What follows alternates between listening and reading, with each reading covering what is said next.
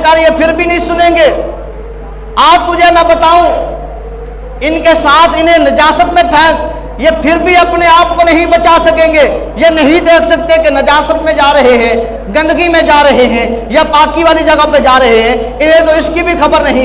आज तुझे हकीकी रोशनी की तरफ ले जाऊं, आज तुझे उसकी तरफ ले जाऊं जिसने ये सारी कायनात को बनाया है, जिसके ताबे सूरज भी है, जिसके ताबे चांद भी है, जिसके ताबे सितारे भी है, जिसके ताबे जमीन और आसमान है, जिसके ताबे हर चीज है।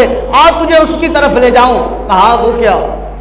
फरमाया वो खुदा लम जज़ल,